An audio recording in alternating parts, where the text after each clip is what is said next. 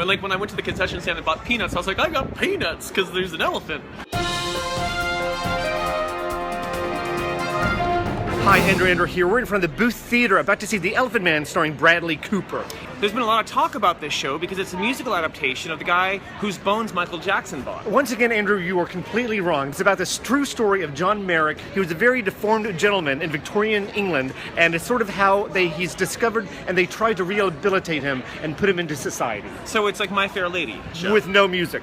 Okay. It stars Bradley Cooper, and I'm sort of dubious about him because last time I saw him was in The Hangover. Because we never see movies, and I have no idea if he's been in any of the other ones. I actually was in the show in high school. Really? Yes, I played Dr. Gom, I believe. So we'll see how his performance stacks up against my performance. Oh, there is no late seating, and there's a bit of a stampede right now to get in. So let's go in, check out the elephant in the room. Oh, that's funny. That's funny. So Andrew, what do you think? I mean, was it a musical or what? No, it's not a musical, but it's actually kind of boring. You think so? Well, the first half, the beginning of the show, is so dryly British and matter-of-fact in its presentation.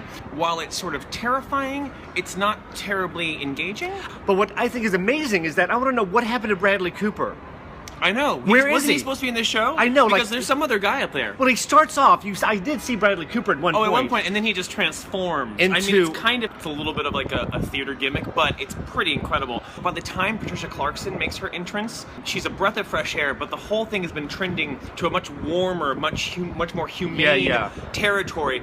My God, the line, like the famous line about the dreams? Yeah. Tears. I was losing it. What I find interesting is that even at times the British stiff upper lip quivers a bit in this show, which I find interesting. Patricia Clarkson is completely a breath of fresh air. I mean, she's wonderful. She's wonderful, and she's wonderful in this. At times, it is a bit heavy-handed, but I think that she breeds a lightness to it that's needed. It is a tearjerker. There's a compassion that he has that I think... It's a bit schlocky, but it's real good schlock. Whoever's playing my part... Oh, are they okay? Yeah, they're okay. The doctor part? Yeah. I love also the fight between religion and science. Yeah. Yeah. There's a lot going on in this There's play, a lot actually. going on. There's a lot going on. Second act, I have to say, it sort of meanders a bit. It muddles a bit. You know what it feels a lot like is Forrest Gump.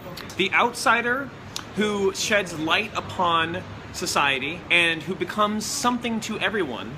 The most interesting thing to me was this sort of proto-anti-conformist punk rock tirade that happens about like consumerism and middle-class bourgeois values. Yes, and you're like, whoa, where did this come from? It's like straight up Clash lyrics. He's like, my garden is fine. And of course the religious leader has no idea what he's talking about. He's like, oh, I don't know what you're talking about. Is that the thing that we're supposed to be paying attention to? Because there's just so many different directions. We can all find something in ourselves in this Elephant Man. Highly recommended. This is a great show. It's a tearjerker. Green light here. Absolutely. It's iffy. The good outweighs the bad. Yeah. Much like the character of the Elephant Man himself. Please. Maybe he's deformed on the outside, but there's a heart of gold there. I see a nomination for Bradley Cooper, but not a win.